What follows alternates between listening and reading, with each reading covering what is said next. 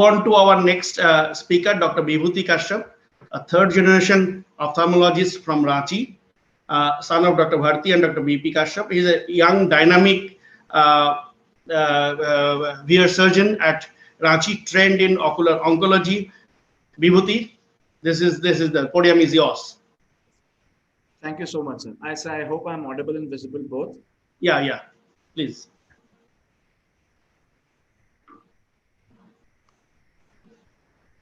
So good morning, everyone. My topic for today would be macular hole causing retinal detachment. So my case was that of a 30-year-old female with both high myopia who underwent left eye pars plana vitrectomy for retinal detachment. She presented with reduced vision in right eye since a month. Examination of right eye revealed macular hole with macular retinal detachment. The retina of left eye was attached post PPV. The OCT of the right eye revealed neurosensory detachment with the macula with a positive full thickness macular hole measuring 270 microns. Now, various techniques of macular hole closure like ILM peeling, inverted flaps, and free ILM transplant previously described in literature would not have helped in this case due to a detached macula. Autologous fibrin could have been effective in such cases, but has a potential risk of infection. Recently, a paper described double ILM insertion technique for such cases where inverted perifoveal flap along with free ILM flap to further secure the insufficient perifoveal flap was done to close such holes. I personally felt that a free ILM flap shouldn't be necessary if a perifoveal ILM, even if slightly deficient, is adequately inverted and tucked in.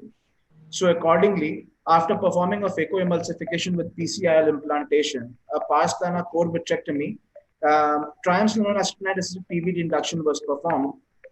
The vitrectomy was completed.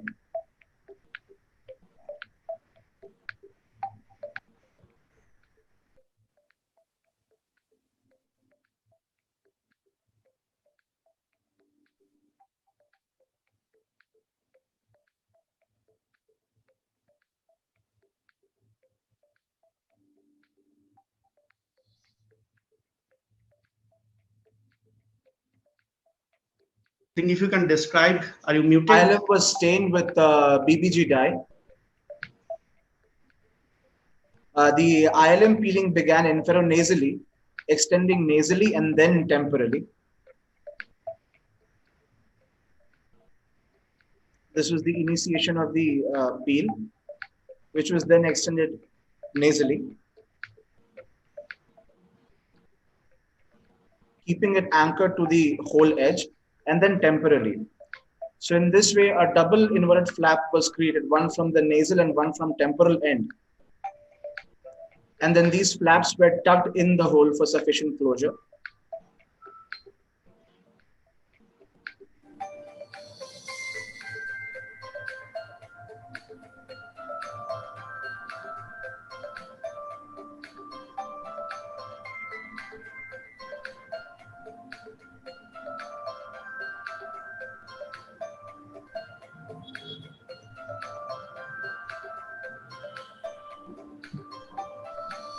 Which was followed by extension of the ILM peel up to the arcades.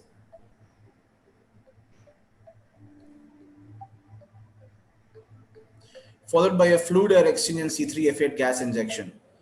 So the preoperative OCT picture that looks something like this, improved postoperatively on 4th week follow-up to complete anatomic restoration of macular attachment with hole closure with the best credit visual acuity of 636 parts. Thank you. Yeah, this is absolutely fine technique. We'll take a quick comments from our audience. I think Srinivas, you do this inverse flap technique with. Yes, can you just put your comment here? Rupak sir, nice technique, Dr. Bibhuti. Sir, actually, one thing I have realized out of my 125 cases of doing multi-layered ILM peeling, with Dr. Ajay describes it as cabbage technique, I describe it as a multi-layered or a petaloid fashion. What I have realized, sir, is to do it under PFCL. See, every time we take it and tuck it inside, it inadvertently touches the RP. And first of all, I'm seeing in my 125 cases, it is causing scarring. ILM itself is causing scarring, and touching it, I feel, will cause more scarring. So that's why I used under the PFCL. So PFCL tries to act like a heavy tamponade. So the flaps go inside automatically. We don't have to do any tucking or stuffing inside the hole, and then tilt the eye a little bit and drain the PFCL, I have never seen any flap coming out. So that is what the slight modification what I have done to, rather than initially I used to do the same thing where Dr. Bibhuti was doing, like taking up all the petals and trying to stuff inside, but that was causing more scarring for me. So later on under PFCL, I'm feeling it very better.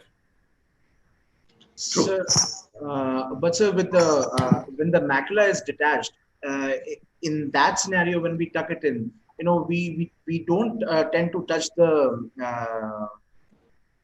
base of the hole. Plus, if we inject a PFCL, I agree with your point, Dr. Bibhuti. When macula is detached, then you can always stuff it inside. But what I'm trying to tell in this technique, where you use the where the retina is flat, in those cases, then it is good.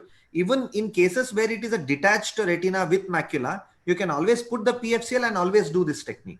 correct. I would like to add a point to what Srinivas said. Nice surgery, Dr. Vibhuti, but tucking is really not needed. Somebody calls it cabbage. I call it the envelope technique. I make 3 or 4 flaps, smaller ones, just invert them on the hole under PFCL, do a FGE, and in the end remove the PFCL, and then let my airstream cover. I've had excellent success even in reg RDs with associated macular hole with this technique, and absolutely no scarring or anything. Even excellent visual recoveries in cases where it was expected to be excellent. 2 quick points. I think that scarring which Srinivas talks about is because of people are over exuberantly tucking it in, and it's actually the forceps which is possibly traumatizing the RP. That is in the flat cases. That's also, to Dr. Vibhuti's this thing, like what Srinivas said, for RD with macular holes, you'll find it easier to put in PFCL, flatten everything, and surprisingly, the counter traction which the PFCL provides actually makes for an easier ILM peeling. And you just need to layer it over, and I think you're done. And in fact, RD with macular holes with this technique, because once the RD settles, it brings actually the tangential traction actually reduces lesser, so there's actually more gratifying results. I think Dr. Mahesh wants to add a point. Okay, Yes, sir. Yes. Mahesh, you're muted. Yeah, sure. Thank you. I agree with all of them, because there's no need to actually tuck in these patients, because the retina is mobile and the edges of the hole do come closer together. So you can just layer it over it and then leave it. That should be fine also. Right. Rupak, can I say something? Or Yeah, the yeah. time is up. Yeah. Quick Bibhuti, wonderful presentation. So what I wanted to say was that what we had reported, sometime back, whenever you have 2 flaps coming over each other, and if you look at the electron microscopy of the flaps, and you look at the retinal surface and the vitreal surface, the scanning electron microscopy of these are different. So when you have the flaps overlapping each other, they will join each other like a Velcro. But if you tuck them, they will be little contorted and this joining will not happen. So if you put it over the macular hole, it actually forms a closed compartment. And when it forms a closed compartment, somehow the RPE pump is more effective and the centripetal forces are more effective.